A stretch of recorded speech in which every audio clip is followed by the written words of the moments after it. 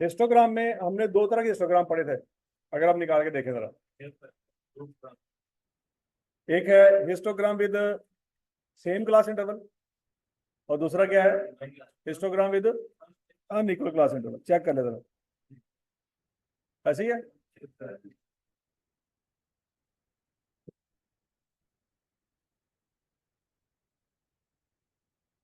आज हमने पढ़ना है जी histogram with different class interval.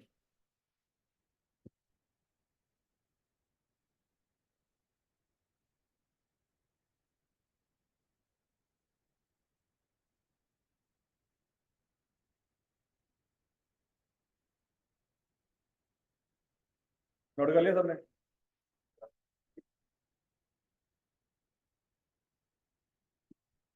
अब पहली क्लास है जी 0 से 10, और उसकी फ्रीक्वेंसी क्या है, 4। दूसरी क्लास है जी 10 से 30,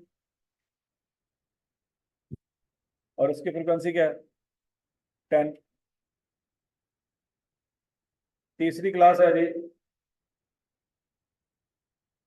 30 से 35,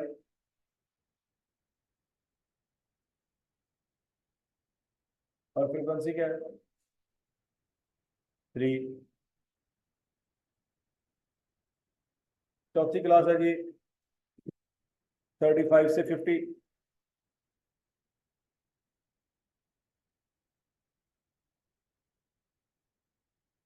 फ्रीक्वेंसी क्या है, 10। और आखिरी क्लास है 50 से 60,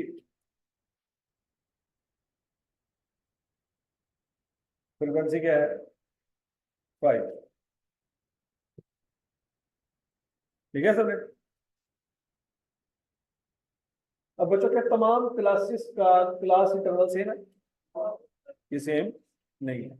ओके, हमने हिस्टोग्राम में पढ़ा है कि एक्स एक्सिस पे क्या होगा, क्लास बाउंड्री, और वाई एक्सिस पे क्या होगा, फ्रीक्वेंसी। तो बच्चों उसके हिसाब से हमारा ये हिस्टोग्राम बनता है, अगर आप थोड़ा सा समझे।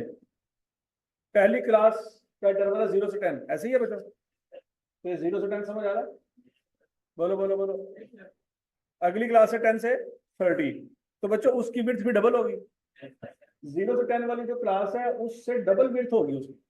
लॉजिकली पॉइंट समझ आया कि नहीं आया? अच्छा, फिर उसके बाद है जी 30 से 35, इसकी विड्थ क्या होगी,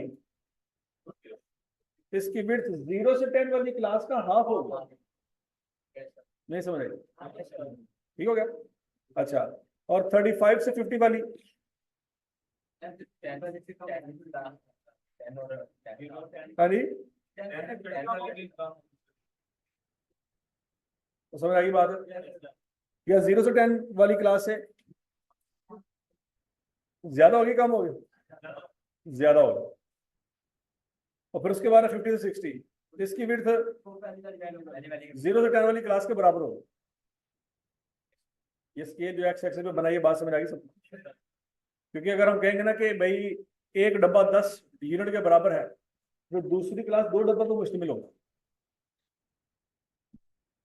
समझ आएगी बात? अच्छा, और वाई एक्सिस पे लेनी है बच्चों फ्रिक्वेंसी। फ्रिक्वेंसी मैक्सिमम कहां तक जा रही है, 10 तक जा रही है। तो 2 0 2 4 6 8 10,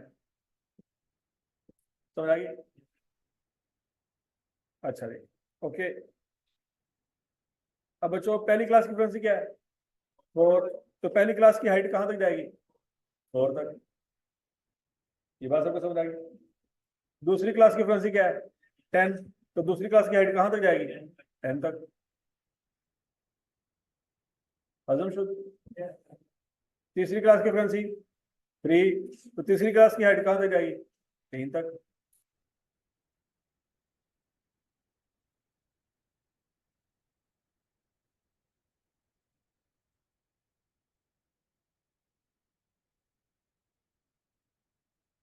अब समझ आ गई सबको? अच्छा, अब चौथी क्लास की फ्रिक्वेंसी वंस अगेन 10 है, तो ये भी कहां तक जाएगी, 10 तक। और आखिरी क्लास की फ्रिक्वेंसी 5 है, तो ये 5 तक जाएगी। ये डायग्राम सबको समझ आ गया कि नहीं समझ रहे? अब बच्चों हमें ये डाटा दिया हुआ था, ये वाला डाटा, और हमने इस डाटा के बेस पे ये हिस्टोग्राम बना दिया, ऐसी है। अब जरा गौर से देखो, अगर किसी बंदे को पिछला डाटा नजर ना आए, तो सिर्फ ये ग्राफ देख रहा है, तो सिर्फ क्या देख रहा है, पीछे बैकग्राउंड में डाटा क्या उसको, उसके पास नहीं है डाटा, उससे उससे सिर्फ ग्राफ देखा है, तो उसको क्या नजर आएगा, सबसे बड़ी क्लास कौन सी है, 10 से 30 वाली। इसमें कितनी वैल्यूज है, 10 वैल्यूज है, 20 वैल्यूज है, बोलो बोलो बोलो, हालांकि ऊपर 10 लिखा हुआ है। क्या लिखा हुआ है, और बोलो तो सही, 10 लिखा हुआ है। चौथी क्लास में फ्रीक्वेंसी क्या है, 10। तो बच्चों दूसरी और चौथी क्लास में डाटा सेम है कि नहीं, दूसरी क्लास में कितने बच्चे हैं, अब घूम बोलो तो सही, और चौथी में, तो दोनों सेम हुए ना। लेकिन क्या आपको यहां से नजर आ रहा है कि दोनों सेम, क्या नजर आ रहा है, बोलो तो सही, क्या दोनों सेम क्लासेस नजर आ रही है, कौन सी बड़ी नजर आ रही है, और चौथी वाली छोटी नजर आ रही है, तो बात समझ आ गई सबको। अच्छा, अब अगला पॉइंट, तीसरे नंबर पे कौन सी क्लास होनी चाहिए,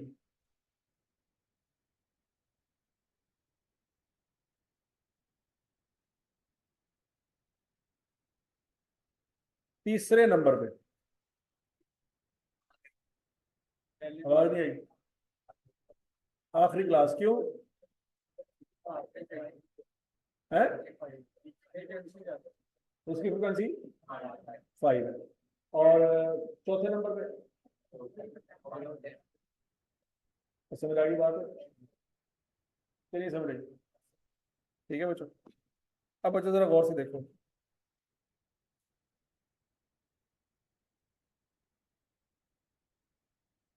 सबसे आखिरी क्लास का एरिया पहली क्लास से बड़ा नजर आ रहा है कि छोटा नजर आ रहा है,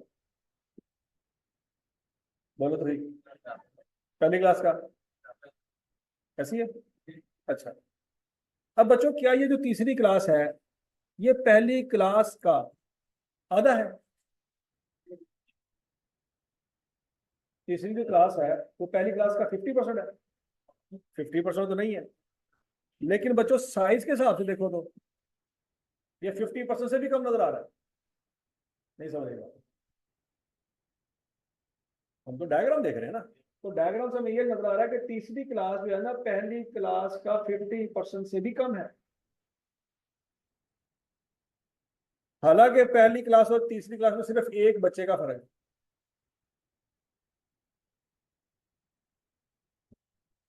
समझ आइए। तो जो डाटा यहां से नजर आ रहा है, डायग्राम उससे ऑपोजिट कुछ बातें बता रही है, तो डायग्राम उस डाटा को सही तरह से रिप्रेजेंट नहीं कर, हमें नजर आ सबसे बड़ी क्लास दूसरी क्लास है, जबकि दूसरी और चौथी क्लास में बच्चे सेम है, ऐसा लग रहा है जैसे पहली क्लास दूसरी क्लास में बच्चे सबसे ज्यादा है, ऐसी है, जबकि ऐसी बात है नहीं, दूसरी और चौथी क्लास में बच्चे सेम है, लेकिन नजर नहीं आ रहा कि सेम, अगर सेम होते तो दोनों का एरिया सेम होना चाहिए था, दोनों का एरिया सेम नहीं है, इसका मतलब है ये ग्राफ ठीक नहीं है, जो ऊपर वाला डाटा देख के हमें बात समझ आ रही है, वो वाली बात हमें इस ग्राफ को देख के समझ नहीं आ रही, इसका मतलब है कुछ एडजस्टमेंट करनी पड़ेगी, एडजस्टमेंट करने के लिए पहले लॉजिकली बात को समझते हैं। अब बच्चों जरा देखो, पहली क्लास की हाइट कितनी है, 10 की, हाइट पता नहीं किसको कहते हैं, किसको कहते हैं, क्लास इंटरवल के 4-5 नाम लिखवाए थे मैंने, कौन कौन से, class size, class height, class range, class width, और क्लास इंटरवल, तो अभी 5 नाम लिखवाए मैंने आपको। तो आई कैप इन पांचों में से कोई भी यूज कर सकते हैं। क्या आई कैप को कोई जाके कह सकते हैं भजन ये कि यूज कर रहे हैं, हम पहले दफा पेपर देने आए हैं, कोई एक नाम यूज करो जो हमने पढ़ा हुआ है। और समझ आई बात है? अच्छा, अब बच्चों अगला पॉइंट, अगर पहली क्लास का इंटरवल है 10 और उसमें बच्चे कितने हैं, तो हर बच्चे का इंटरवल कितना होगा, हर बच्चा कितना इंटरवल कवर करेगा।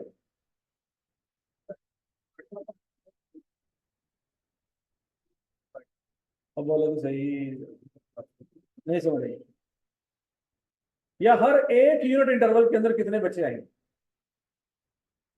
इंटरवल कितना है 10 का, बच्चे कितने हैं 4, और अगर इंटरवल होता है 1 तो बच्चे कितने होते हैं, सोचो। अगर इंटरवल होता 1 तो उस एक इंटरवल के अंदर कितने बच्चे आते हैं, 2.5। ध्यान न ध्यान न ध्यान न साहब,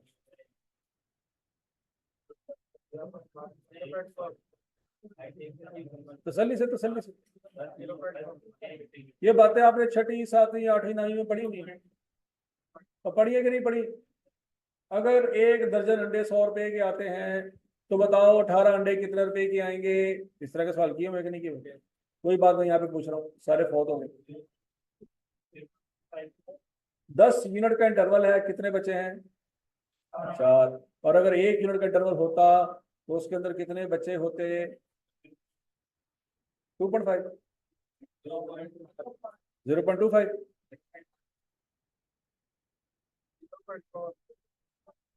है ही नहीं आंसर आ रहा है, चेक करो थोड़ी 5वीं 6वीं 7वीं 8वीं चैलेंज हो गई। अब इस पे शुक्र को शुभ है कि पता नहीं, वो भी सही पढ़ी सी कि नहीं सी पढ़ी।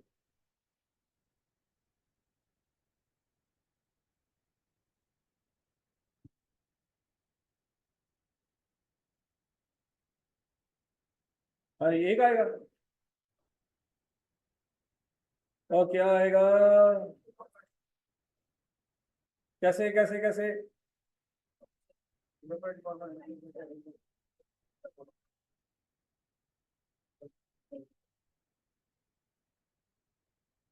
और कल आ गई है कि नहीं आई, कोई नहीं आई।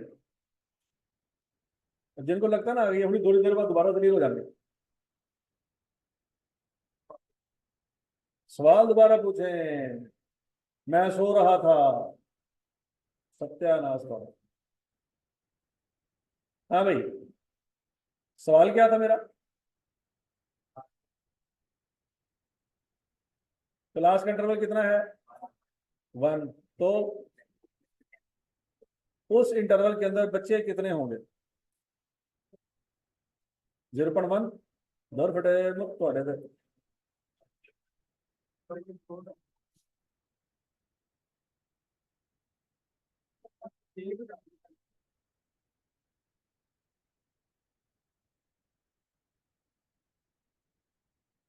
हाँ भाई,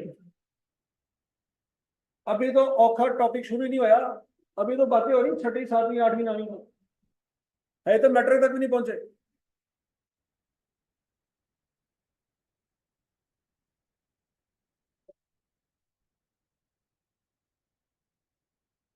हाँ भाई,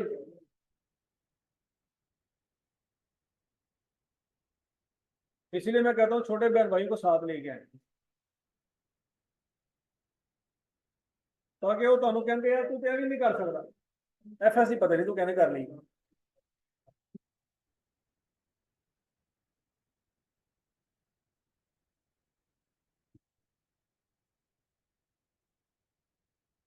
हाँ जी, हो गया।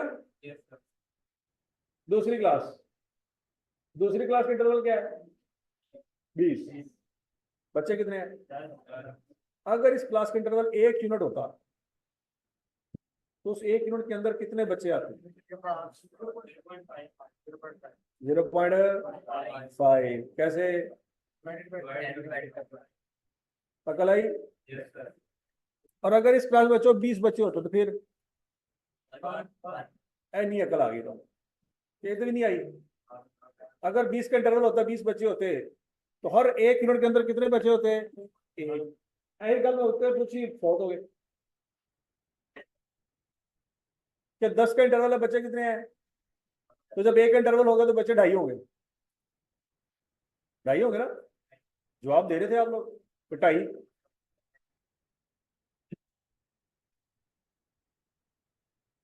है।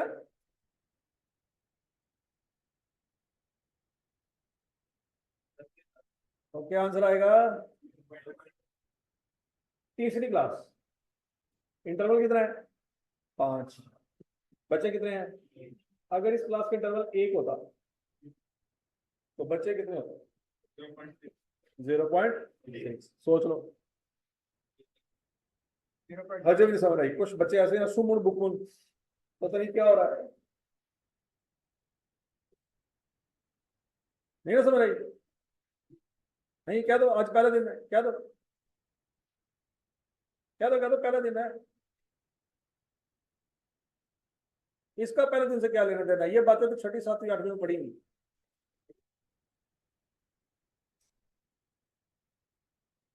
हाँ भाई, चौथी क्लास का इंटरवल क्या है?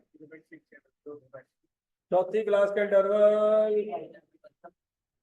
बच्चे कितने हैं? अगर इस क्लास का इंटरवल 1 यूनिट होता तो बच्चे कितने होते? अकल आ गई है? वो जो सजे खबे पहले टकरे मार रहे थे उनको समझ आ गई है हो क्या रहा है क्लास में? कर तो समझ नहीं आ रही थी कि यार हम लगता किसी और क्लास में आके बैठ गए हैं। सर पता नहीं बहकी बहकी बातें कर रहे हैं, पता नहीं क्या चल रहा है यहाँ पे। मैं तो एफएससी प्री मेडिकल से आया था, मैंने तो हार्ट स्पेशलिस्ट बनना था, मैं अपनी देर फाड़ के बह गया।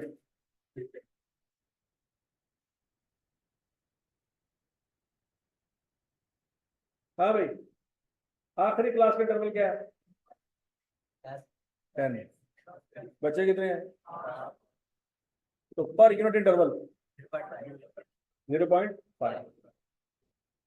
अब बच्चों आखिरी कॉलम में देखो, इन तमाम चीजों में एक चीज कॉमन है। क्या कॉमन है? आखिरी कॉलम में हर एक क्लास के आंसर में एक चीज कॉमन है। वो क्या कॉमन है? क्या कह रहे हो? 1 से कम क्या?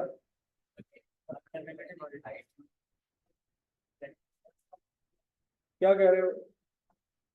क्या चीज कॉमन है? पता नहीं क्या कॉमन है। चलिए, जो पॉइंट लिखा है ना, पॉइंट कॉमन है। 0.4, 0.5, 0.6, ये जो पॉइंट है ना, डेसिमल पॉइंट, ये कॉमन, ये कॉमन है।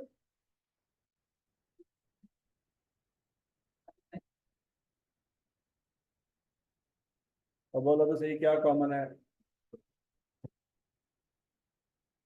अल्लाह के राज कॉमन लगे। हाँ, कोई अखों वाला बच्चा, क्योंकि बाकी तो अन्य ने, कोई एक आधा अखों वाला है जिसको अखा इस्तेमाल करनी आती हो है।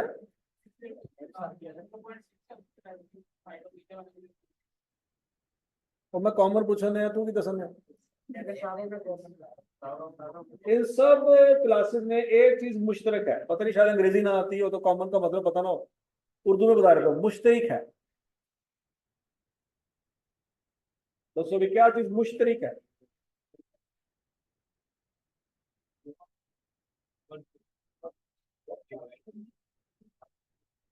वन क्या है? वन से छोटी नहीं, क्या समझ नहीं आई? हाँ जी, सोचो बानू तूने तुसी चवल मारनी आई, यही कह रहे थे सर। तो मैं पहले आपकी चवलें सुनना चाहता हूँ।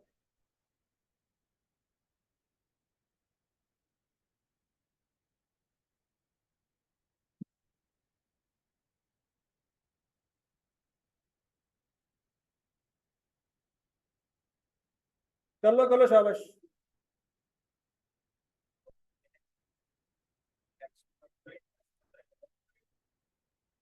हाँ भाई, इन सब आंसर में एक चीज मुश्तरक है।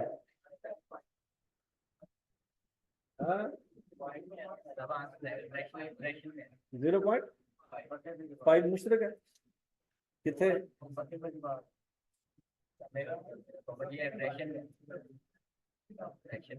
हाँ भैया, एक कदर मुश्तरक है, एक कदर मुश्तरक है। सोचो सोचो सोचो सोचो सोचो सोचो। आपके पास जाया करने के लिए पूरा 1 घंटा है। आप बताएंगे तो हम आगे पढ़ेंगे। चलो आएंगे फिर जी सही।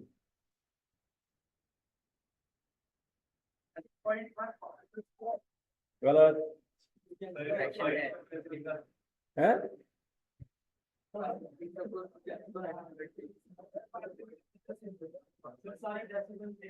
गलत है। हाँ जी, खोते हो दर फिटे थोड़े मुंडे होंगे बड़े, तो अकलमंद बने फिर। ये सब की सब वैल्यूज इस बुनियाद पे निकाली गई हैं कि इंटरवल 1 यूनिट का है।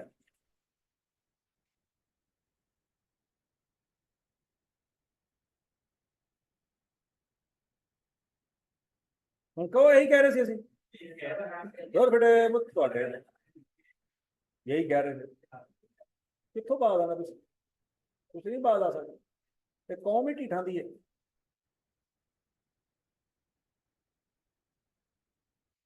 देख लो जरा इन तमाम वैल्यूज को देखो, इन तमाम वैल्यूज में एक चीज कॉमन है क्या? कि पहली वैल्यू भी 1 यूनिट इंटरवल पे है, दूसरी भी 1 यूनिट के इंटरवल में है, तीसरी भी 1 यूनिट के इंटरवल में है, चौथी भी और पांचवी भी इंटरवल 1 यूनिट का रखा हुआ है। लॉजिक समझ रही? अब अगर तमाम वैल्यूज में इंटरवल आपका 1 यूनिट का है, और समझ आ रही बात?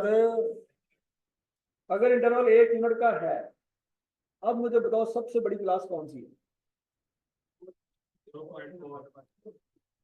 सबसे बड़ी क्लास अन्य दोबारा ले ए लाख नहीं चेक करो, सब तो बड़ी वैल्यू 0.4 नजर आई है।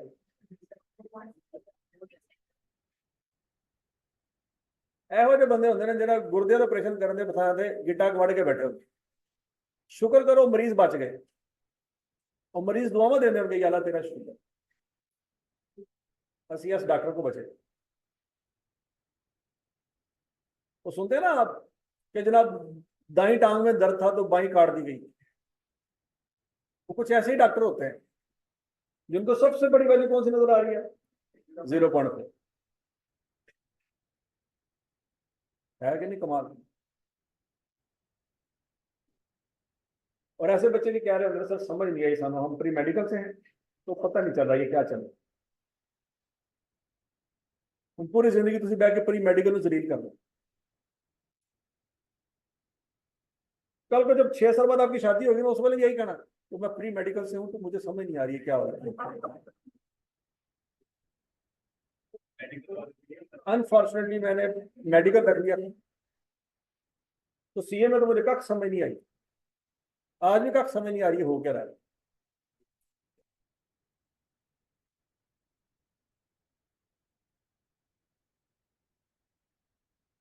और समझ आ गई है?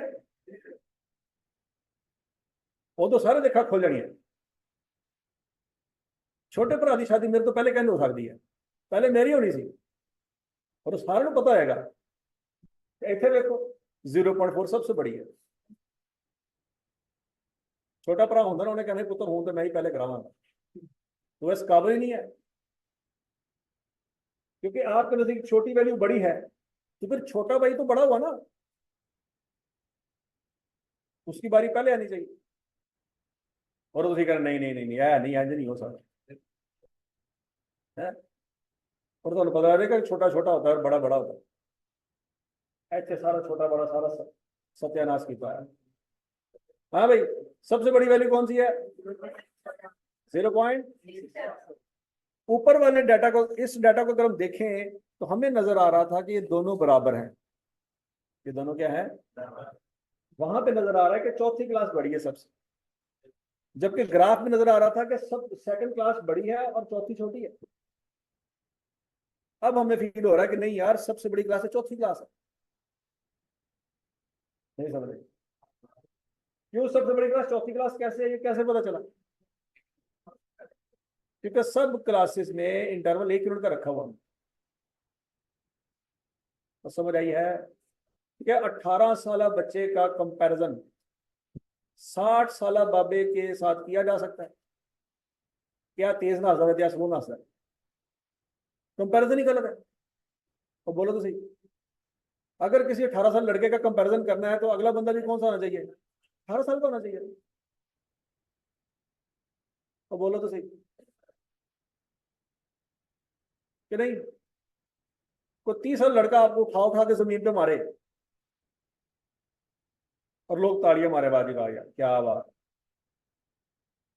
तो आप कहेंगे यार ये तो मुकाबला से थोड़ा है, तो मुकाबला है थोड़ा, मुकाबला करना तो हाँ का बंदा लैके आओ ना, उसी बड़े बंदे लाएगा। तो अगर आपने कंपैरिजन करना तो क्या होना चाहिए, सेम लेवल की वैल्यू तो नहीं चाहिए। ये जो दूसरा कॉलम था, यहाँ पे वैल्यूज आपको जाहिर तौर पे नजर आ रही हैं लेकिन लेवल सेम नहीं था। हमने चौथे कॉलम में क्या किया है, सब वैल्यूज का लेवल सेम कर दिया। तो समझ रही है, पहली वैल्यू के अंदर भी इंटरवल 1 यूनिट का है और चौथी में भी इंटरवल 1 यूनिट का है। अब उस 1 यूनिट के इंटरवल के अंदर सबसे ज्यादा बच्चे किस क्लास के, चौथी क्लास के। 0.67 बच्चे ही है ना, उन्होंने कहा सर 0.67 बच्चे तो होते ही नहीं। भाई ऑन एवरेज तो हो सकते हैं ना, क्या नहीं हो सकते, बोलो तो सही। अच्छा जी, इसका मतलब ये हुआ बच्चों, चौथी क्लास की हाइट सबसे ज्यादा नहीं चाहिए। क्या होनी चाहिए, हमने क्या किया, दूसरी और चौथी क्लास की हाइट सेम रखी थी और हाइट सेम रखने के बावजूद छोटी चौथी जो क्लास है वो छोटी नजर आ रही है और दूसरी जो क्लास है वो बड़ी नजर आ रही है। जबकि होना ये चाहिए था बच्चों, ये जरा गौर से देखो।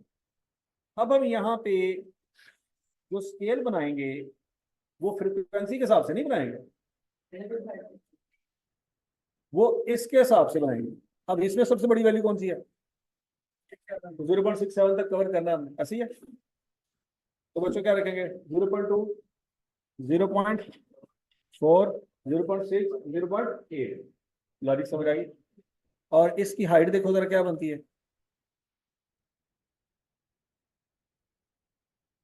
ये 0.7 से थोड़ा सा नीचे है, नजर आ रहा है आपको।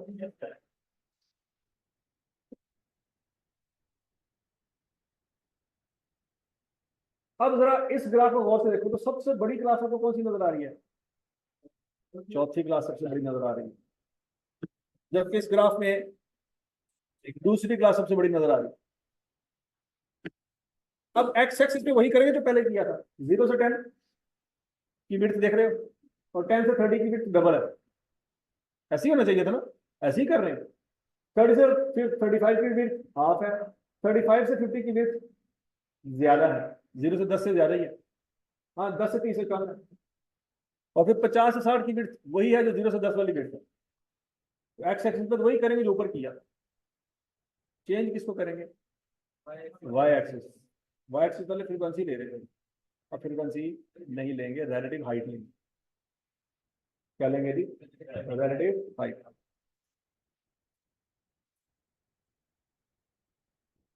और समझ आ गई बात है।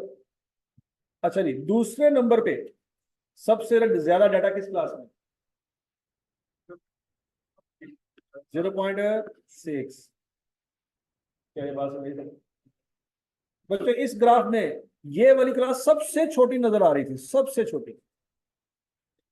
जबकि अभी हमें पता चला है कि ये तो दूसरे नंबर पे आ रही थी। कि किस नंबर पे आ रही थी, दूसरे नंबर पे आ रही थी। बस समझ रही है बात है। तो बच्चों ये जरा गौर से देखिएगा, 30 से 35 है और इसकी हाइट हमने क्या लेनी है, 0.6 लेनी है।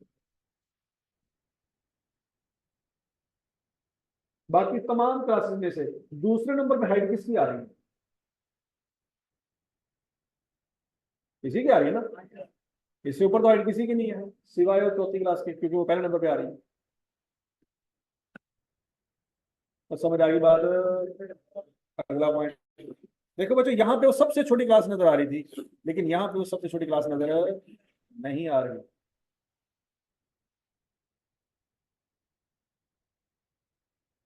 समझ आई बात? अगला पॉइंट तीसरे नंबर पे,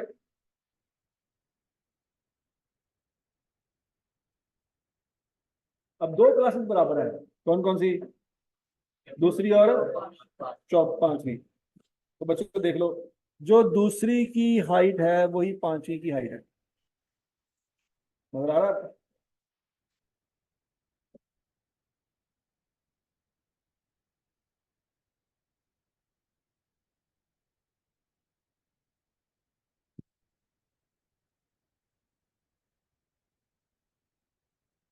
क्लियर है? अच्छा जी। और उसके बाद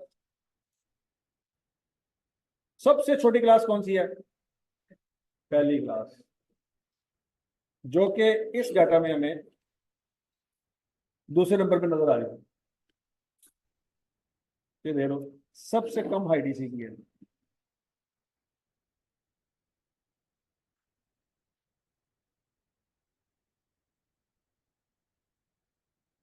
समझ आई?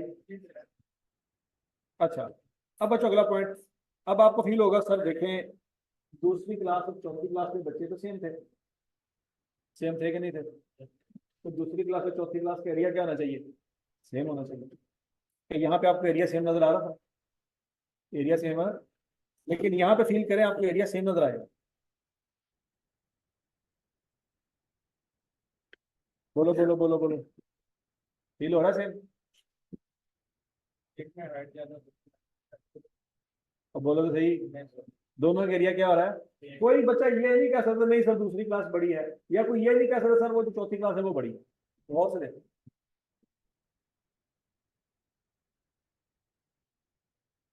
देखने वाले को ये लग सकता है कि दूसरी क्लास बड़ी है, या कोई कह सकता है चौथी क्लास बड़ी है।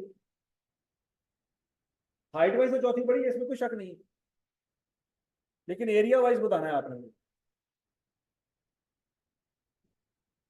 एरिया वाइज मुझे बताएं, क्या चौथी क्लास बड़ी है? क्या दूसरी बड़ी है? नहीं, तीसरी भी नहीं बड़ी, दोनों बराबर है। बहुत से देखो, एक की हाइट ज्यादा है तो दूसरे की विड्थ ज्यादा है। गौर से देख लो, गौर से, समझ आ रही है? तो बच्चों, जो जिस बंदे को टेबल डाटा नहीं गिवन, उसके सामने ग्राफ रख दिया जाए तो उसको भी समझ आ जाएगी कि दूसरी या चौथी में से बड़ी छोटी कोई भी नहीं है। ठीक हो गया? अब डाटा भी यही बता रहा था, भाई दूसरी क्लास में 10 बच्चे हैं, चौथी में भी 10 बच्चे हैं, सेम होनी चाहिए, ये सेम है।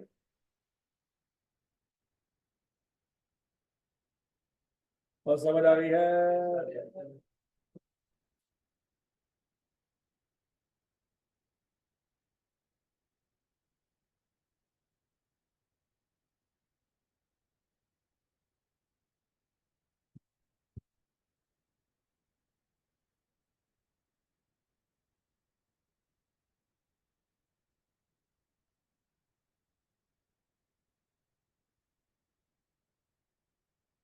हाँ जी, पहली और तीसरी को कंपेयर करें, कौन सी क्लास बड़ी फील होनी चाहिए और कौन सी छोटी फील होनी चाहिए? अब जरा गौर से देखो, क्या आपको लग रहा है कि तीसरी बड़ी और पहली छोटी?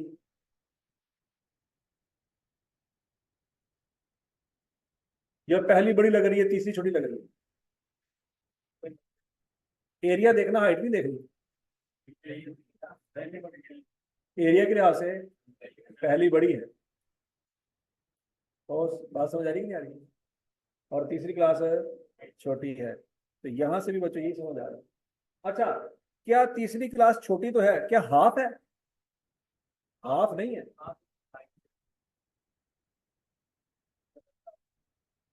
पॉइंट समझ आ रहा है?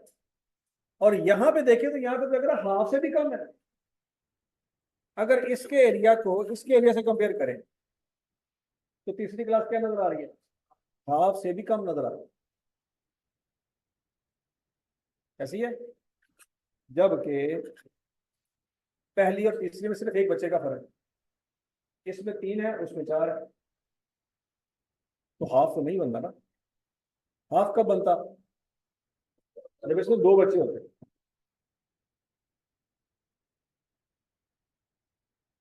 तो समझ आई बात है। अगर अनइक्वल क्लास इंटरवल आएगा तो क्या करना है, ये बात समझ आई सबको? नहीं समझ आई? ले जी बच्चों, उसके बाद अगला चैप्टर हमारा शुरू हो गया जी, एवरेजेस।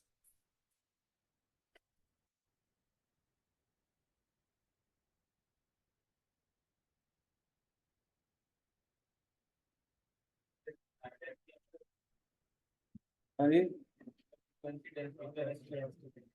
हाँ जी, ये बच्चों फ्रीक्वेंसी डेंसिटी जो है ना, ये इसी को कहते हैं जो हमने निकाला है, क्या, रिलेटिव हाइट। इस रिलेटिव हाइट को क्या कहा जा रहा है? Frequency density.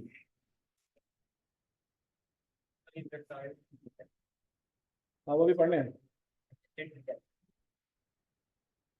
तो समझ आई सबको? अब है बच्चों एवरेजेस, और याद रखना ये भी कोई नया टॉपिक नहीं है, ये भी आप मैट्रिक में पढ़ चुके हैं। चबला ना मारना, बड़ी वो मैट्रिक की किताबें खुलवा रहे नहीं थोड़े को। कोई ये ना कि सर मैं प्री मेडिकल से हूं, तो मुझे नहीं पता एवरेज क्या होती है। मैट्रिक में पढ़ी थी कि नहीं पढ़ी थी? और मीन मीडियन मोड पढ़े थे ना? हाँ, मतलब 2 दिन बाद कैसे हूँ, मैं मेडिकल से हूँ, तो मुझे नहीं पता ये क्या हो रहा है। तो मेडिकल वाले बच्चों मैंने साबित कर दिया है, आपके सामने कोई बड़ा इंजीनियर नहीं बैठा हुआ, सब आपकी तरह के खोते कोड़े हैं, जिनको 0.4 बड़ा नजर आता है और 0.67 छोटा नजर आता है। वो भी किसी जमाने में प्लाजे बनाने का ख्वाब सोचा करता था, बड़े बड़े उसने ओवरहेड ब्रिज बनाने थे। यार 0.4 बड़ा है कि छोटा है, नहीं समझ आ रही।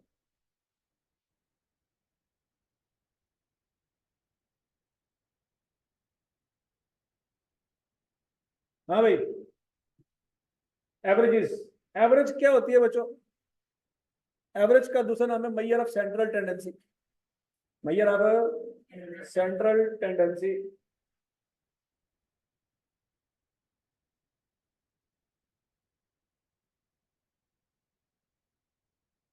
एवरेज की डेफिनेशन लिख लें बच्चों।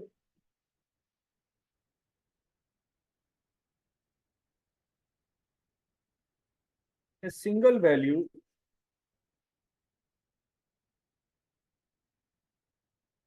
that represent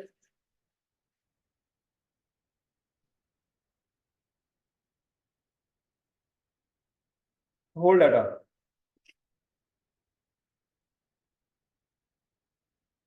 A single value that represent whole data. ये रिप्रेजेंट वाला वर्ड हमने पहले भी कहीं पढ़ा हुआ है, कहाँ?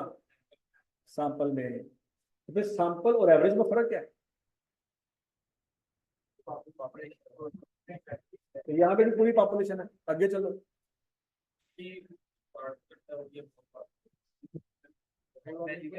ध्यान से सैंपल और एवरेज में फर्क क्या है? यही डेफिनेशन में वहां पे भी पढ़ी। कल को ऐसा ना हो कि सैंपल की जगह एवरेज और एवरेज की जगह सैंपल की डेफिनेशन लिखी हो। हाँ भाई, सैंपल और एवरेज की डेफिनेशन में फर्क क्या है? वहां पे क्या था? पार्ट। तो क्या पार्ट में सिर्फ एक ही बच्चा आता है? 2 या 3 बच्चे भी हो सकते हैं, लेकिन एवरेज में सिंगल है। ये फर्क है सैंपल में और एवरेज में। है वो भी पॉपुलेशन की और ये भी पॉपुलेशन। और समझ आई है? तो कहते नहीं कि ऑन एवरेज पाकिस्तान की जो पॉपुलेशन है उसकी एवरेज एज 55 साल है। एवरेज एज क्या है? मतलब ऑन एवरेज एक बंदा 55 साल बाद मर जाएगा। 18 साल थोड़े निकल गए ना, तो अकल तो फिर भी नहीं आ रही। समझ आई है? तो है तो 55 साल भी पूरी पॉपुलेशन की आंसर। समझ आई है? लेकिन वो सिंगल वैल्यू है। वो क्या है? Single value. फिर कहा जाता है देखिए पाकिस्तानियों की एवरेज सैलरी जो है वो 50,000 है। तो पाकिस्तानियों से मुराद सिर्फ उसने पंजाब वाले लिए होंगे या पूरे पाकिस्तान के 22 करोड़ आबादी शामिल की होगी? और बोलो तो सही, या सिर्फ वो डीएसए वाले लिए हैं? सारे पाकिस्तान की बात हो रही है ना। तो बात तो पूरी पॉपुलेशन की हो रही है, लेकिन जो आंसर निकला है वो क्या है? वो एक सिंगल यूनिट है। तो क्या उसको सैंपल कह सकते हैं? नहीं, सैंपल में 3-4 वैल्यूज या 100 या 200 या 1000 वैल्यूज होंगी कम से कम। यहाँ भी बात किसकी हो रही है? एवरेज की। एवरेज में सिंगल वैल्यू होती है, चाहे पॉपुलेशन 1.5 अरब की हो। नहीं समझ आई बात? अच्छा, अब एवरेज की बच्चों आगे 3 कैटेगरी है। कौन कौन सी? मीन, मीडियन और फिर मीन क्या है? 3 कैटेगरी है, अरिथमेटिक मीन, ज्योमेट्रिक मीन और हार्मोनिक। क्या ये बात सबको समझ आ गई है क्या? नहीं समझ आई? तो बोलो तो सही।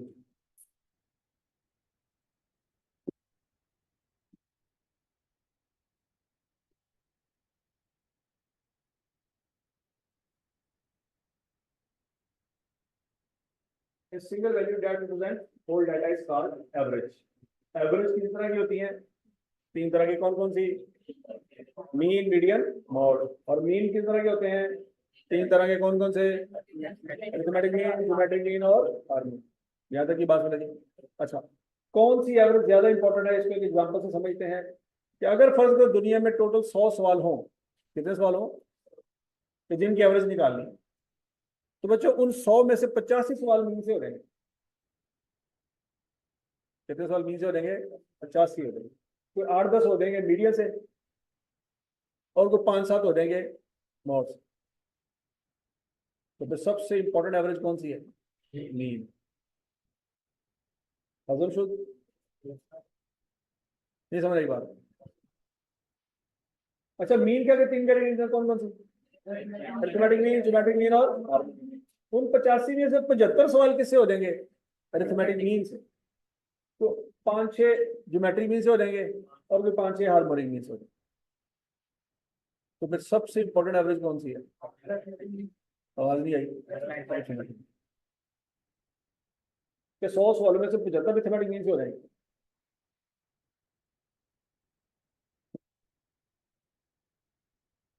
और समझ आ गई है? क्लास में अलर्ट होकर बैठा करो। किस वक्त कौन जलील हो जाए पता नहीं चलता। काश एफएससी में ऐसे हुए होते ना, तो आज बाकी एमबीबीएस करने के लिए किंग एडवर्ड में बैठे होते। और थे डॉन बने हुए थे कि सानू कोई उस्ताद हाथ ला के देखे, ਹੁਣ फिर दाखिले ਲੱਭਦੇ ਫਿਰਦੇ। पंजाब यूनिवर्सिटी में लेने दाखिला बीए इस्लामियात में, जाओ लैके देखो, उत्थे नहीं लभना तुहानू दाखिला। तो ये आखिरी मौका है आपके पास। समझ आ रही है ना? इसको अच्छी तरह से याद रखना, इसके अलावा कोई मौका नहीं है आपके पास। तो जो भी है कश्तियां जल चुकी हैं आपकी, तो याद है ना? Burn the boats, burn the boats पढ़ा था? कौन था वो? आजकल तो सारे तारक दिन से याद है। कश्तियां जल चुकी हैं, थोड़ी वापसी का कोई रास्ता नहीं है। तो इसलिए जो पढ़ रहे हो ध्यान से पढ़ो। तो समझ आ रही है कि नहीं समझ आ रही?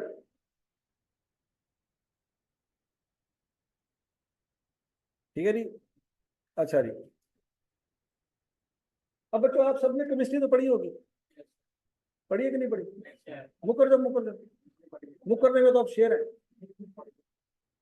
और पढ़ी है कि नहीं पढ़ी? चलो, आपने एफएससी में नहीं पढ़ी, मैट्रिक में तो पढ़ी होगी सबने। एक वहां पे नाम था केमिस्ट्री की किताब में, यूनिवर्सल सॉल्वेंट। किसको कहते हैं? समझ आ गई सबको? क्यों कहते हैं उसको? क्या उसमें हर चीज डिजोल्व हो जाती है? अच्छा, होनी कहते भी हर चीज डिजोल्व हो जाती है, नाल ही मुकर गए ये हालात है हैं? उसको यूनिवर्सल सॉल्वेंट क्यों कहते हैं? क्या उसमें हर चीज डिजोल्व हो जाती है? हर चीज डिजॉल्व नहीं होती। पेट्रोल उसमें डिजॉल्व नहीं होता, हो जाता है नहीं, किसी ने क्या हो जाता है, वो बाइक की टैंकी चलाता मिक्स करके पाता है। हाँ, अभी पेट्रोल डिजॉल्व हो जाता है, नहीं होता। मिट्टी का तेल नहीं डिजॉल्व होता, और ठीक है। अच्छा, लेकिन फिर भी उसको यूनिवर्सल सॉल्वेंट कहते हैं, हालांकि उसमें हर चीज डिजॉल्व, तो फिर उसको कहते हैं क्यों? सबसे ज्यादा चीजें उसमें डिजॉल्व होती है, इसलिए उसको कहते हैं। सारी चीजें नहीं होती, सबसे ज्यादा होती है। कौन समझ आया? तो जिस तरह से वाटर एक यूनिवर्सल सॉल्वेंट है, उसी तरह से बच्चों अरिथमेटिक मीन एक यूनिवर्सल एवरेज है, क्योंकि सबसे ज्यादा सवाल इसी से सॉल्व होते हैं। तो समझ आ गई है? तो most commonly used average is mean, and most commonly used mean is arithmetic mean.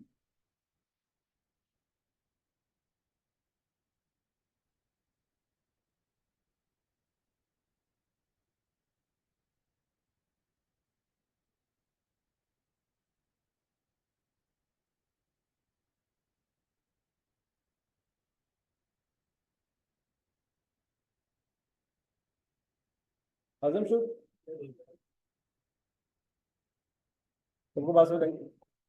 That's why sometime when examiner say calculate mean, we will calculate arithmetic mean. जब एग्जामिनर कहेगा मीन निकालो, तो हम ये नहीं पूछेंगे सदी केड़े वाला। मीन तीन तरह के होते हैं ना, एग्जामिनर का मीन निकालो, तो क्या हम एग्जामिनर से ये पूछेंगे सदी कौन से वाला? मीन तो तीन होते हैं। सीधा सीधा मतलब क्या होगा? अरिथमेटिक मीन निकालो, क्योंकि सबसे ज्यादा इस्तेमाल ही होता है। ठीक है जी? तो हम ये कहेंगे arithmetic mean is used for the word mean. जब भी मीन कहा जाएगा उससे क्या मुराद होगा? Arithmetic mean.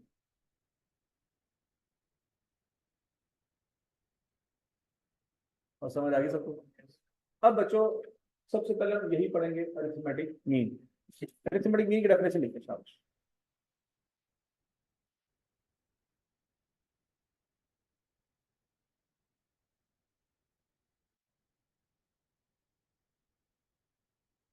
अरिथमेटिक मीन का की डेफिनेशन है sum of values, sum of values when divided by their numbers,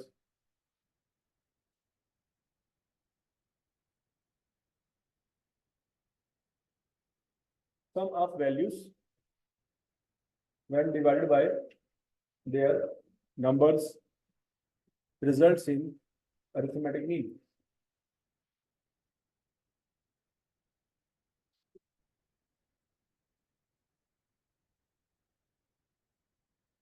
Sum of values when divided by their numbers results in arithmetic mean. समझ आ गया सबको? अच्छा जी, तो अरिथमेटिक मीन का फार्मूला क्या है बच्चों? Sum of values divided by number of values. Arithmetic mean को बच्चों शो करते हैं एक्स बार से। किसे शो करते हैं? लेकिन मैंने एक और साइन भी लिखवाया हुआ था, वो नहीं याद आ रहा। एक और साइन भी लिखवाया था, तकरीबन तकरीबन 3 या 4 हजार साल पहले लिखवाया था। याद ही नहीं आ रहा ना? पढ़ा हुआ है कि नहीं पढ़ा हुआ? नहीं पढ़ा हुआ, नहीं ना पढ़ाया मैंने। थोड़ा सत्यानाश। निकालो पैरामीटर और स्टैटिस्टिक का चैप्टर, पेज निकालो जल्दी कर, निकालो निकालो निकालो। म्यू कैसी कौम है, कसम से मुंह पे झूठ बोल दिया। सर आपने कहाँ पढ़ाया? मीन तो आज आप पढ़ा रहे हैं, पहले कब पढ़ा चुके हैं आप? और पढ़ाया था कि नहीं पढ़ाया था? तो म्यू और एक्स बार में फर्क क्या है? एक्स बार वो है और म्यू ये है। फर्क फर्क फर्क एक्स बार और म्यू में क्या फर्क है? हाँ जी, समझ लगी है। 2 मिनट लगते ना दोनों, जैसे पाकिस्तान की टीम को 2 मैच हारने लगते हैं ना, फिर अकल आंदी की करना है, तो अभी 2 मिनट लगते हैं। तो इसलिए किसी पे उंगली उठाने से पहले अपने गिरेबान में झांक के देखो, ठीक है। किसी पे तनकीद करने से पहले ये सोच लेना कि छोटा भरा ਤੁਹਾਡਾ भी है, वो भी ਤੁਹਾਨੂੰ उवें ही गाना कढ़ेगा जिवें तुसीं पाकिस्तानी टीम ਨੂੰ ਕੱਢਦੇ हो। दिस इज कर्मा, ये वापस आना ही आना है। और समझ लगी है? हाँ जी, दिल गुर्दे बड़े करो, बर्दाश्त करने की आदत डालो। किसी को आज बुरा भला कहोगे, कल वापसी आ रही है थोड़े हाल। समझ आई है? हाँ जी, हाँ जी। तो बच्चों, यहां पे एक्स बार से क्या मुराद है? हम सैंपल मीन की बात कर रहे हैं, पॉपुलेशन मीन की बात नहीं कर रहे फॉर द टाइम बीइंग। क्यों? क्योंकि नॉर्मली पॉपुलेशन बहुत बड़ी होती है, करोड़ों में होती है, तो हम करोड़ों वैल्यूज का मीन नहीं निकालने जा रहे। समझ आई बात? इसलिए न्यू नहीं लिखा, क्या लिखा है? एक्स बार लिखा है। याद रहेगी बात? पढ़ा तो आपने न्यू भी है, मतलब हो सकता है आज तक किसी ने मुझसे पूछा नहीं आज तक कि सर यहाँ पे न्यू क्यों नहीं लिखा, क्योंकि याद ही नहीं होता कि न्यू भी हो सकता था कि नहीं हो सकता था। लेकिन उसके लिए याद होना जरूरी है कि न्यू हो सकता। तो जब टीचर खुद याद कराए कि भाईजान न्यू भी पढ़ाया मैं, तो तुम मुंह बनाओ हैं ये कि तो पढ़ाया। तो टीचर को टेंशन ही नहीं, पता ही इन्होंने तो होते हैं, पता ही नहीं कि मैं पढ़ा चुके। ठीक है, तो यहाँ पे न्यू हो सकता था लेकिन नहीं लिखा, कोई वजह तो होगी नहीं लिखा। तो क्यों नहीं लिखा? तो पॉपुलेशन में वैल्यूज बहुत ज्यादा होंगी, हमने कंसेप्ट क्लियर करना है। ये नहीं कि 2 2 दिन बैठ के तो जमा माइनस ही कर दे रहे, हमने कंसेप्ट समझना कि यार मीन निकालते कैसे हैं बस। चलो जी, इससे कंसेप्ट क्लियर करते हैं बच्चों।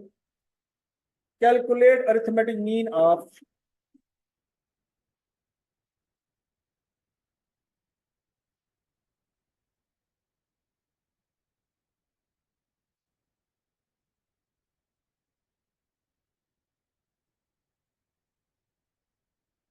हाँ जी, अरिथमेटिक मीन निकालें बच्चों।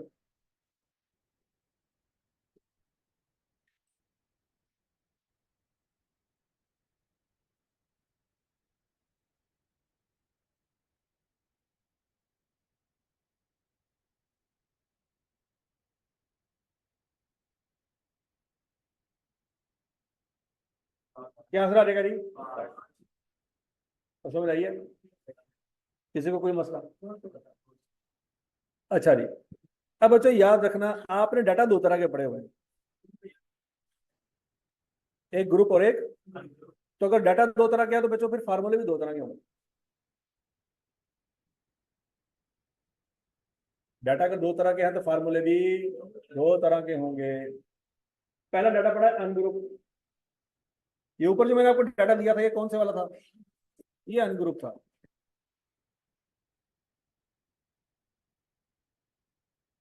अनग्रुप डाटा में बच्चों सिंपल क्या करेंगे, वैल्यूज को जमा करेंगे और 2 पे डिवाइड कर देंगे। 2 पे एक वक्त आएगा, आप क्या करेंगे, सारी वैल्यू को जमा करके 2 पे डिवाइड कर देंगे और कहेंगे मीन निकला है। ये वक्त आप पे आना है, जैसे का वक्त आजकल पाकिस्तानी टीम पे आया हुआ है, आप पे भी आना है। और आप साथ वाले बच्चे से नकल मारेंगे, वो कहेंगे यार उन्हें तो 5 डिवाइड किया है, मैं 2 क्यों किया है।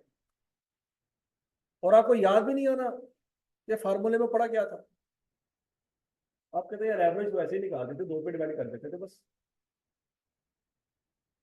हालांकि फार्मूले में क्या पढ़ा है, टोटल नंबर ऑफ वैल्यूज पे डिवाइड करना, 2 पे डिवाइड। तो जवाल आना है आपके ऊपर एक दफा। अब वो जवाल टेस्ट में आता है, मॉक में आता है, कि फाइनल पेपर में आता है, नहीं पता। भैड़े दिन आए तो पेपर के उत्ते जवाल आ सकता। तो समझ लगी है? पढ़े का तो कोई पता नहीं, तो इसलिए जो पढ़ते हैं उसको रिवाइज करते रहो, साथ साथ रिवाइज करते रहो, रिवाइज करते रहो, क्योंकि जो चीज़ आप रिवाइज नहीं करोगे वो भूल जानी है। नहीं यकीन आ रहा तो आज मैट्रिक का पर्चा दोबारा दे के देख लो, तो आपको यकीन नहीं आएगा यार मैं इतने नंबर ले रहे थे इस्लामिया के। हंसी है। आज मेंटल कला दोबारा लिख लें, उन्हें नंबर नहीं आने जिन्हें एक नॉर्मल बच्चे दे आ सकते हैं एवरेज, और अपने जमाने में आपने टॉप किए हुए 90% नंबर लिए हुए हैं बायो में, ऐसे ही है। आज 50% भी नहीं आने, क्यों, वजह क्या है, वो क्यों नहीं आने? आउट ऑफ प्रैक्टिस है। जिस चीज की प्रैक्टिस नहीं करते वो भूल जाती है, तो जो पढ़ते जा रहे हो उसकी प्रैक्टिस शासन करते जाओ। औखे वेले का पता नहीं है, ये बात याद रखनी है। एक बात मैंने आपको पहले दिन समझाई थी कि आपके पास किसी भी टॉपिक को रिवाइज करने तक का टाइम नहीं है, और याद है ना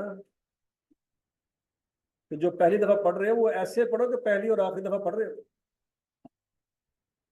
दोबारा पढ़ने का टाइम नहीं मिलना आपको, ये बात याद रखें, मेरी पल्ले बांध में। अच्छा जी, अनग्रुप डाटा का फार्मूला क्या बच्चों? Summation x over n. अब ग्रुप डाटा में याद रखना, ग्रुप डाटा में फ्रीक्वेंसी आ जाती है, क्या आ जाती है? ये डाटा आपको याद होगा, याद है कुछ कुछ नहीं याद? ये 0 से 9 क्या था, क्या था? इसके अलावा इसको क्या कहते थे? इसके अलावा इसको क्या कहते थे? हैं? हैं? और 0 से 9 क्या है? इसके अलावा हैं? पढ़े जाएंगे, सब पढ़े जाएंगे। ये 0 से 9 क्या है? मार्क्स हैं, खोते हो क्या है? ये हालात है थोड़े, क्या तो ये तो नहीं पढ़ा था हमने, नहीं ना पढ़ाया मैंने आपको, नहीं पढ़ाया, ये तो मैंने बताया ही नहीं था कि 0 से 9 मार्क्स, ये तो कैंट की वेस्ट है। हाँ, नहीं ना पढ़ाया मैंने, नहीं पढ़ाया, तो डल्ले से कह रहे नहीं पढ़ाया। हाँ भी 0 से 9 क्या है बच्चे? मार्क्स है, पता नहीं तुम की कही जा रहे हो। और ये 5 कौन से बच्चे हैं? जिन्होंने 0 से लेके 9 तक नंबर लिए थे, और याद है कुछ कुछ? तुम पता नहीं क्लास हाइट क्लास विड्थ पता नहीं की कही जा रहे हो, कितने निशा कितने जाके फिट करी जा रहे हो। ये क्लास हाइट क्लास विड्थ मैंने क्या पढ़ाई थी? ये तो क्लास इंटरवल के नाम। बारह। अब बच्चों मसला ये है कि इस डाटा में आपको नजर आ रही है फ्रीक्वेंसी, क्या नजर आ रही है? और इस फार्मूले में कहीं पे फ्रीक्वेंसी है ही, सुमेशन एक्स ओवर एन, ना ऊपर कोई फ्रीक्वेंसी ना नीचे की फ्रीक्वेंसी है। लेकिन अगर आप डाटा बनाए फ्रीक्वेंसी डिस्ट्रीब्यूशन बनाए वहां पे तो आ जाएगी फ्रीक्वेंसी, वहां पे बच्चों को किससे शो करेंगे? फ्रीक्वेंसी से शो करेंगे, ऐसी है। तो बच्चों पे फार्मूले को चेंज करना पड़ेगा। ग्रुप डाटा के लिए हमारा फार्मूला क्या हो जाएगा? Summation F x over summation F, F से क्या मुराद है? फ्रीक्वेंसी। अब याद करो बच्चों, दूसरे कॉलम का टोटल किसके बराबर आना चाहिए? और दूसरे कॉलम का total total number of students के बराबर आता है। तो बच्चों यहाँ पे टोटल नंबर ऑफ स्टूडेंट को शो करेंगे एन से, किसे शो करेंगे? लेकिन ग्रुप डाटा में टोटल नंबर ऑफ स्टूडेंट को एन से शो नहीं करते, हम समेशन एफ से करते हैं। किसे करते हैं? हजम शुद्ध। अच्छा, ग्रुप डाटा में एक्स का मतलब क्या होता है? Mid point. पढ़ा कि नहीं पढ़ा? और एक्स को निकालने के फार्मूले भी पढ़े थे, upper class limit plus lower class limit divided by, और अगर क्लास लिमिट ना हो upper class boundary plus lower class boundary divided by number of values 2, ऐसे 2 आ गया, या इधर भी नंबर ऑफ वैल्यूज आनी है, इन्हीं का कल आ गई ना कि आज के बाद उसी हर थां से divided by number of values, तो ठीक है ना। जो फार्मूले पहले पढ़े थे इसका आज मतलब हर किसी ये नहीं कि वो गलत पढ़े से, ठीक है। अच्छा, अब बच्चों जरा गौर से सोच समझ के जवाब देना। इस डाटा में क्या आप मिड पॉइंट निकाल सकते हैं? ग्रुप डाटा में पहली क्लास क्या आएगा मिड पॉइंट? दूसरी क्लास का, तीसरी क्लास का, चौथी क्लास का, पांचवी क्लास का निकल आएगा। यह एग्जामिनर को समझाने की जरूरत है। अच्छा, अब फार्मूले के मुताबिक हमें क्या करना चाहिए मीन निकालने के लिए? एफ एक्स कैसे आएगा? किसको किससे मल्टीप्लाई करेंगे बच्चों? इस एफ को इस एक्स से मल्टीप्लाई करें। क्या टोटल को टोटल से मल्टीप्लाई करेंगे? नहीं, इंडिविजुअल वैल्यू को इंडिविजुअल मिड पॉइंट से मल्टीप्लाई करें। लॉजिक समझ आ रही? पहली फ्रीक्वेंसी क्या है? 5। पहला मिड पॉइंट क्या है? मल्टीप्लाई करेंगे, आंसर क्या आएगा? 22। समझ आ रही सबको? फिर दूसरी 7 को मल्टीप्लाई करेंगे किसके साथ? एंड सो ऑन कर लेंगे तो एफ एक्स निकल आएगा बच्चों। समेशन एफ एक्स निकालें साहब, समेशन एफ एक्स निकालें।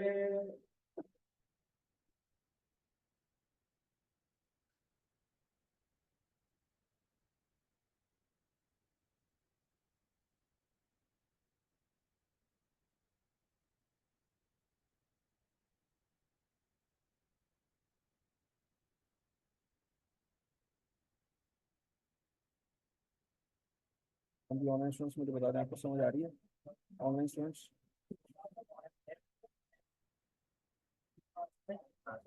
हाँ जी, 705 सबका आंसर आ गया।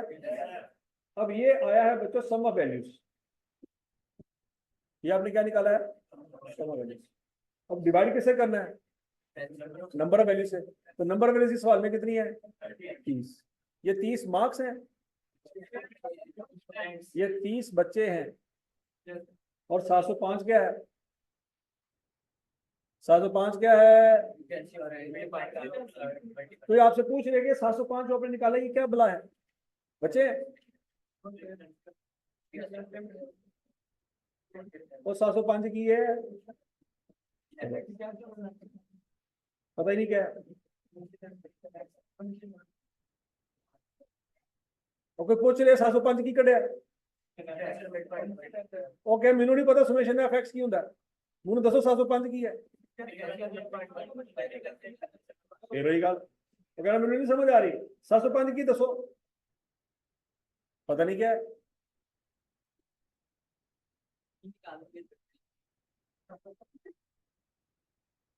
जो कर रहे हो उसको पता होना चाहिए ना क्या कर रहे हो, तो सीए कर रहे हो ना, तो पता होना चाहिए इसमें क्या होता है। और बोलो तो सही, इसमें हम 5 साल के बाद जाके हॉस्पिटल में जाया करेंगे, ऑपरेशन किया करेंगे, क्या होता है इसमें है? और सीए में क्या होता है? प्लाजा बनाया करेंगे बड़े बड़े, हाँ, दुकान खोलेंगे समोसे पकौड़े वाली, मदरसा खोल लेंगे, हाँ। तो जो कर रहे हो वो क्या होता है पता है उसका कि नहीं पता? कि बस सर अब ठुकराए हुए हैं, जहां पे फिट हो गए बस बैठे होंगे। Beggars are not choosers.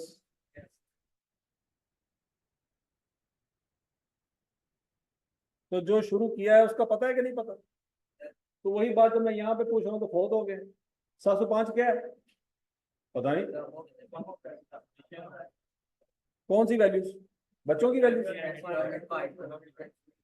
फिर 705 क्या है? मर गए। और बोलो तो सही, ये मार्क्स हैं किसके? कितने बच्चों के? 30 बच्चों के मार्क्स हैं ये। क्या करो, कट के बैठ रहे थे पता नहीं की कड़िया ते पा दो, प्री मेडिकल तो पा दो, सारा कसूरी प्री मेडिकल है।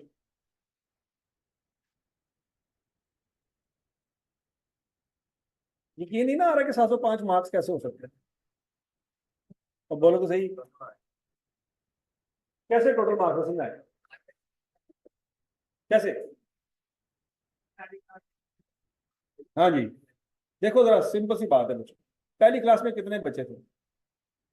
5 बच्चे थे। और ये 4 से 5 क्या है? ये 4 से 5 क्या है? मिड पॉइंट का मतलब क्या है? एक बच्चे के मार्क्स। ऑन एवरेज पहली क्लास में हर बच्चे के 4.5 नंबर। तो जब हमने इसको मल्टीप्लाई किया तो ये क्या आया? ये 22/5 क्या है?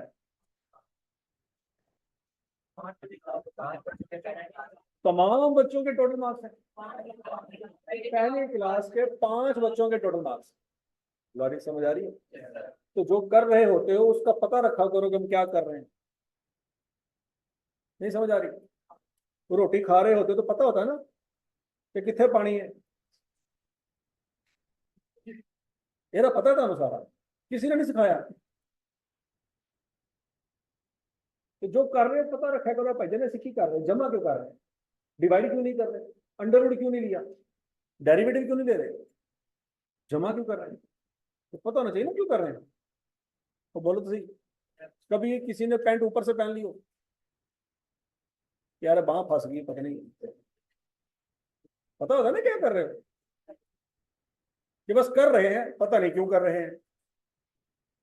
तो जैसे जिंदगी में बाकी सारी चीजों का पता है कि क्यों कर रहे हैं, इसका भी पता होना चाहिए कि भाईजान जो पढ़ रहे हैं उसका मतलब की। तो समझ आई है? नहीं समझ आई? ठीक है नहीं बच्चों? तो 101/5 क्या है? दूसरी क्लास में जितने बच्चे थे उनके टोटल नंबर है। तो फिर 705 क्या है? तमाम क्लासेस में जितने बच्चे थे उनके टोटल है। हो नकल आई? अरिथमेटिक मीन की डेफिनेशन दोबारा दिमाग में लेके आओ। क्या है? Sum of values divided by numbers. तो ये 705 क्या है? ये सम ऑफ वैल्यूज है। वो समझ आई है? और डिवाइड किससे कर रहे हैं? 30 से। तो क्या ये 30 मार्क्स है? ये नंबर ऑफ स्टूडेंट्स। तो 705 क्या है? उन बच्चों के टोटल मार्क्स। और लॉजिक समझ आ गई है? अच्छा जी। अब अगला मेथड है shortcut method.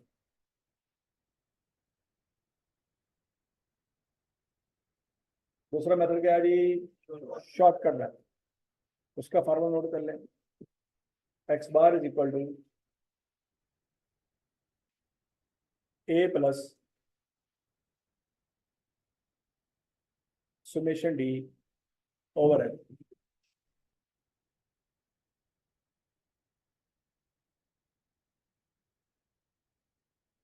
X bar is equal to A plus summation D over M.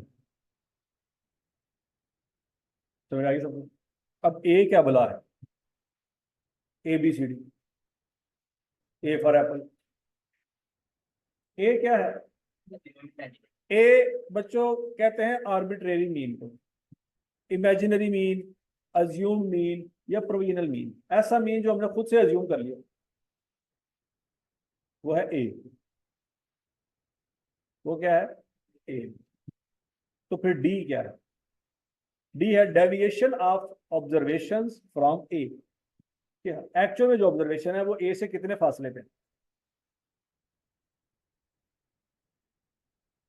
तो समझ आ गया है?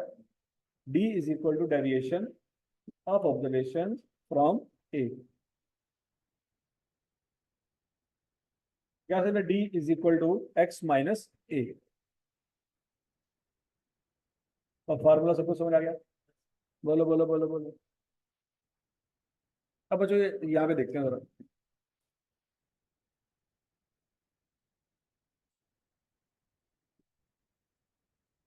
अब आपके पास पहला डाटा था 246 याद है?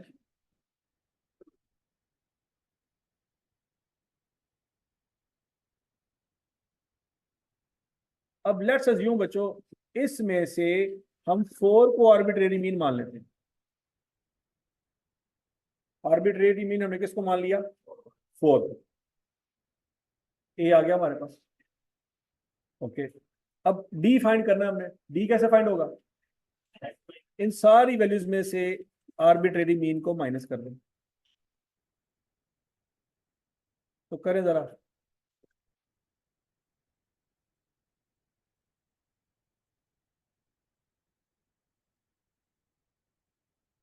क्या आंसर आ जाएगा? 0 2। तो सुमेशन डी क्या आ रहेगा बच्चों? 4 आ जाएगा। नहीं समझ सबको समझ आ गई? अब बच्चों इस फार्मूले के मुताबिक ए हमने क्या अज्यूम किया? 4। सुमेशन डी क्या आया? नंबर बेस कितनी है? तो आंसर क्या आएगा? 5। पिछले फार्मूले से हमारा आंसर क्या आ रहा था? 5 ही आ रहा था ना, याद करो। पिछले फार्मूले से हमारा आंसर क्या आ रहा था? इस फार्मूले से भी हमारा आंसर क्या आ रहा है? 5। हाँ भाई, क्या चीज समझ नहीं? ये डाटा है, इस डाटा में हमने क्या किया बच्चों? बताओ बताओ। सबसे पहले एज्यूम किया, किसको किया? फिर क्या किया? डी निकाला। डी कैसे निकाला? एक्स माइनस, मतलब क्या इसका? हर वैल्यू में से ए मींस 4 को माइनस कर दो। तो 2 में से 4 को माइनस किया, आंसर क्या है? 4 में से 4 को किया, 6 में से 4 को किया, 8 में से 4 को किया, तो सुमेशन डी क्या आया? अब फार्मूला पुट कर दो। समझ आ गया?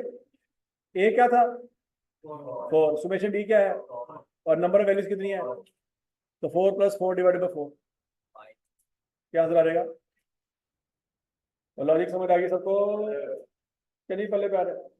हाँ जी, चलो जी भाई जान, बहुत अच्छा सवाल किया। अब तुसी करो। सवाल यह है कि सर अगर आर्बिट्रेरी मीन की जगह हम 4 की बजाय क्या रख लें, 6 रख लें, तो क्या आंसर आएगा? करो करो करो करो करो करो शाबाश। सवाल की था, जवाब कटो, निकालो भाई आंसर, जल्दी करो।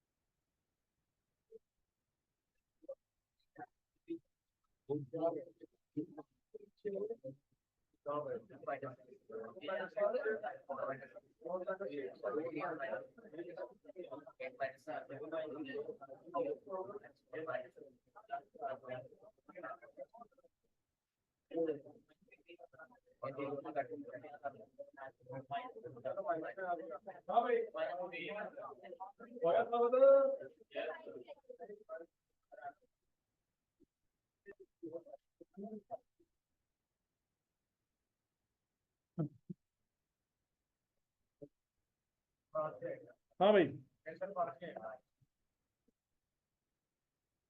और कोई भी आर्बिट्रेरी मीन यूज कर लें, अगर 8 कर लें हाँ तो सेम ही आएगा ना। अगर 2 कर लें तो समझ आ गई है ना? इस बात पे मान है कि नहीं है? 5 आ जाएगा। अब बच्चों ग्रुप डाटा, अब आपको पता है ग्रुप डाटा में फ्रीक्वेंसी होती है, क्या होती है? तो फ्रीक्वेंसी के बगैर तो फार्मूला बन ही नहीं सकता। तो ग्रुप डाटा में शॉर्टकट मेथड का फार्मूला क्या होगा बच्चों? X bar is equal to A plus summation f d divided by summation f. तो समझ आ गई बात? फार्मूला नोट कर लिया है? चलो जी बच्चों, ये कल पढ़ेंगे। यहां तक आज जो पढ़ा समझ आ गया है? बोलो चैप्टर नंबर 7 आपने घर जाके आई कैप की बुक को रीड करना है। जो जो पढ़ा वो सारा रीड करोगे। वेरी गुड, शाबाश।